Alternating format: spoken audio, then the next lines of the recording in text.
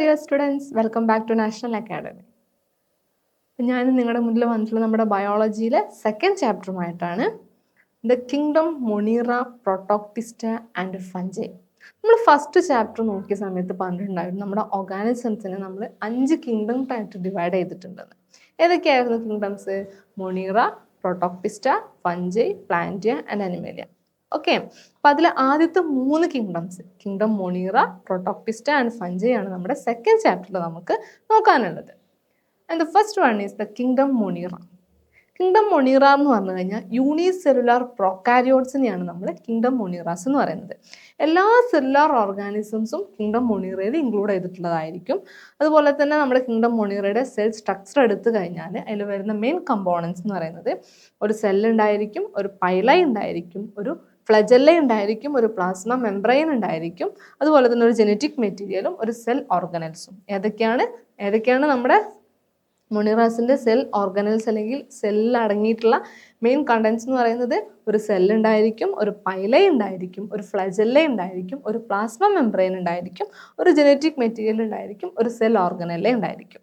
അതുപോലെ തന്നെ നമ്മുടെ കിങ്ഡം മൊണീറയിൽ നടക്കുന്ന മെയിൻ ബോഡി ഫങ്ഷൻസ് എന്ന് പറയുന്നത് ന്യൂട്രീഷന്, റെസ്പിറേഷൻ ആൻഡ് റീപ്രൊഡക്ഷൻ. ഏതൊക്കെയാണ് കിങ്ഡം മൊണീറയിൽ നടക്കുന്ന മെയിൻ ബോഡി ഫങ്ഷൻസ്? ന്യൂട്രീഷന്, റെസ്പിറേഷന് ആൻഡ് റീപ്രൊഡക്ഷൻ ആണ്.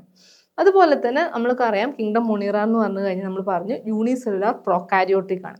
പ്രോകാരിയോട്സ് എന്ന് പറഞ്ഞാൽ എന്താ? ബാക്ടീരിയാസ് ആണ്. മെയിൻലി അതിൽ ഇൻക്ലൂഡ് ആയിട്ടുള്ളത് ബാക്ടീരിയാസ് ആണ്. അപ്പോൾ ഈ ബാക്ടീരിയാസ് ഹാംഫുൾ ആയിട്ടുള്ളതുണ്ട്, അതുപോലെ തന്നെ ബെനിഫിഷ്യൽ ആയിട്ടുള്ള ബാക്ടീരിയാസും അവൈലബിൾ ആണ്.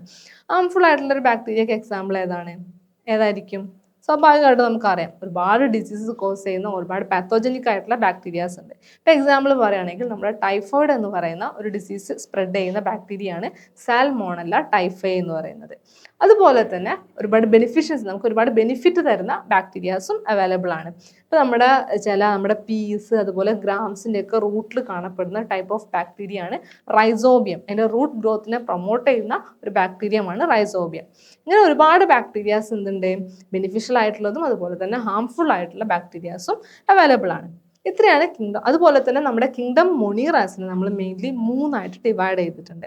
ആർക്കിയോ bacteria, eubacteria and cyanobacteria. ഏതൊക്കെയാണ്? Archaeobacteria, eubacteria and cyanobacteria. ഇത്രയാണ് മൊണീറയുടെ മെയിൻ ആയിട്ട് വരുന്ന കണ്ടൻസ് എന്ന് പറയുന്നത്. Next one is the kingdom protoctista. Kingdom protoctista എന്ന് പറഞ്ഞു കഴിഞ്ഞാൽ യൂണിസെല്ലുലാർ യൂകാരിയോട്ട് ആണ്. യൂണിസെല്ലുലാർ പ്രോകാരിയോട്ട് ആണ് കിങ്ഡം മൊണീറാസ്. യൂണിസെല്ലുലാർ യൂകാരിയോട്സ് ആണ് കിങ്ഡം പ്രൊട്ടോക്ടിസ്റ്റ എന്ന് പറയുന്നത്. അത് ഒന്നെങ്കിൽ ഫോട്ടോസിന്തറ്റിക് ആവാം, അല്ലെങ്കിൽ പാരാസൈറ്റിക് ആവാം, അല്ലെങ്കിൽ സാപ്രോട്രോഫിക് ആവാം. ഒന്നെങ്കിൽ ഫോട്ടോസിന്തറ്റിക് ആവാം ഇവർ, അല്ലെങ്കിൽ പാരാസൈറ്റിക് ആവാം, അല്ലെങ്കിൽ സാപ്രോട്രോഫിക് ആവാം. അതുപോലെ തന്നെ ഇതിന് എക്സാമ്പിൾസ് വരുന്നത് amoeba, entamoeba, plasmodium, euglena, diatoms, algae. ഏതൊക്കെയാണ്? Amoeba, entamoeba, diatoms, plasmodium, euglena and algae. ഇത്രയാണ് നമ്മുടെ പ്രൊട്ടോക്ടിസ്റ്റയിൽ വരുന്ന മെയിൻ ആയിട്ട് വരുന്ന ഓർഗാനിസം എന്ന് പറയുന്നത്. അതുപോലെ തന്നെ പ്രൊട്ടോക്ടിസ്റ്റിനെ നമ്മൾ 3 ആയിട്ട് ഡിവൈഡ് ചെയ്തിട്ടുണ്ട്. ഏതൊക്കെയാണ്? ഫൈലം പ്രോട്ടോസോവ, ഫൈലം ബാസിലറിയോഫൈറ്റ, അതുപോലെ തന്നെ ഫൈലം ക്ലോറോഫൈറ്റ. ഏതൊക്കെയാണ്? Phylum protozoa, phylum bacillariophyta and phylum chlorophyta. ഇത്രയാണ് നമ്മുടെ പ്രൊട്ടോക്ടിസ്റ്റയുടെ മെയിൻ ക്ലാസിഫിക്കേഷൻ എന്ന് പറയുന്നത്. Next one is the kingdom fungi. Kingdom fungi അല്ലെങ്കിൽ ഫംഗസ് എന്ന് പറയുന്നത് നമുക്കെല്ലാവർക്കും അറിയാം. നമ്മളെല്ലാവരും കണ്ടിട്ടുണ്ട് ഫംഗസിനെ, അല്ലേ? നമ്മുടെ ബ്രെഡ് അല്ലെങ്കിൽ കേക്ക് അല്ലെങ്കിൽ നമ്മുടെ ചപ്പാത്തി ഇങ്ങനെയുള്ള സംഭവങ്ങളൊക്കെ വാം കണ്ടീഷനിൽ നമ്മൾ ഒരുപാട് കാലം സൂക്ഷിച്ചു കഴിഞ്ഞാൽ അതിലൊരു വൈറ്റ് പൗഡർ വരാറുണ്ട്. അതിനെയാണ് മെയിൻലി നമ്മൾ ഫംഗസ് അല്ലെങ്കിൽ ഫഞ്ചൈ എന്ന് പറയുന്നത്. ഇവിടെ എന്ന് പറഞ്ഞു കഴിഞ്ഞാൽ മൾട്ടി സെല്ലുലാർ യൂക്കാരിയോട്ട് ആണ് കിങ്ഡം ഫഞ്ചൈയിൽ വരുന്നത്. മൾട്ടി സെല്ലുലാർ യൂക്കാരിയോട്സ് ആണ് കിങ്ഡം ഫഞ്ചൈയിൽ വരുന്നത്.